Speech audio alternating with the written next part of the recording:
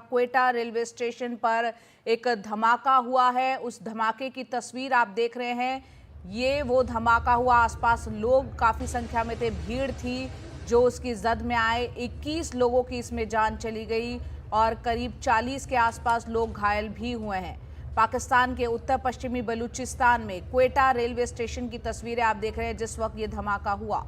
Bloch army liberation ने इस हमले की, इस धमाके की जिम्मेदारी ली है। बताया जा रहा है कि पाकिस्तान की सेना को निशाना बनाकर ये हमला किया गया। रेलवे स्टेशन की तस्वीरें आप देख रहे हैं, जो बुकिंग काउंटर था उसके पास ही ये धमाका हुआ है। हमारे सहयोगी उमाशंकर सिंह हमारे साथ जुड़ रहे हैं। उमा, यहाँ पर इस धमाके से जुड़ा ताज़ा अपडेट क्या है? साथ ही बलोच आर्मी लिबरेशन ने इस धमाके की जिम्मेदारी ली है, थोड़ा उसके बारे में भी बताएं।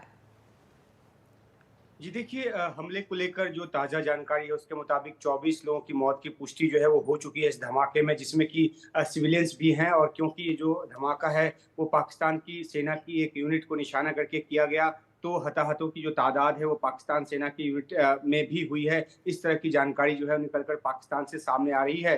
जफर एक्सप्रेस जो है वो ट्रेन यहाँ से चलने वाली थी क्वेटा से, और वो पेशावर के लिए चलने वाली थी।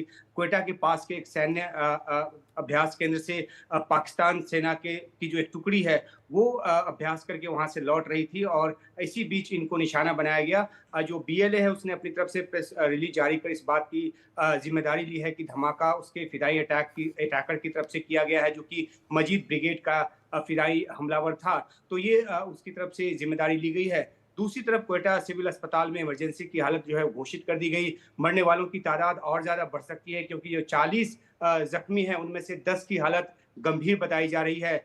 जहां तक बलोच लिबरेशन आर्मी की बात है, तो तकरीबन पिछले 2 दशकों से ये जो बलोच लिबरेशन आर्मी है वो आज़ादी की मांग के साथ इलाके में सक्रिय है, और वो लगातार जो है वो पाकिस्तानी इस्टेब्लिशमेंट और सेना को निशाना बनाती रहती है। अगर बात करें बीते 3 महीनों में ही, तो 90% का ज़्यादा उछाल जो है वो देखा गया है बीएलए के हमलों में। अक्टूबर अगस्त में ही जो है काफ़ी ज़्यादा हमले हुए थे, जिसमें 40 से ज़्यादा लोगों की जान गई थी। और खासतौर पे जो निशाने पर जो वो लोग होते हैं जो पाकिस्तान की आर्मी से तो जुड़े होते हैं, साथ ही साथ जो चीनी इंजीनियर हैं उनको भी निशाना बनाया गया, क्योंकि सीपेक जो कि इस इलाके से गुजरता है उसका भी विरोध जो है बीएलए करता रहा है। और उसका ये मानना है कि सबसे बड़ा प्रांत होने के बावजूद सबसे गरीब प्रांत है, यहाँ पे रिसोर्सेज बहुत ज़्यादा है, संसाधन बहुत ज़्यादा है, जिसका इस्तेमाल पाकिस्तान अपने विकास के लिए तो करता है, दूसरे इलाकों के विकास के लिए करता है, लेकिन इस प्रांत के विकास के लिए नहीं करता।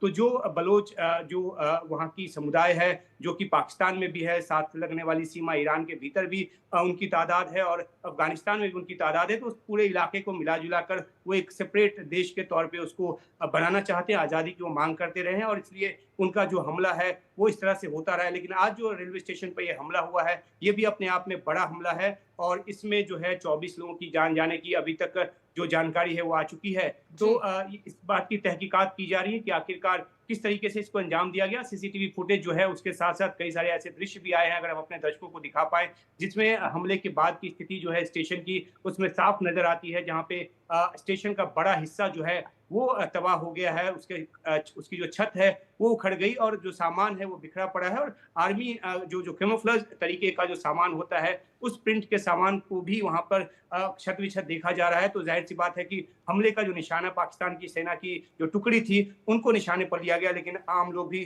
बड़ी तादाद में इसकी जद में आए हैं।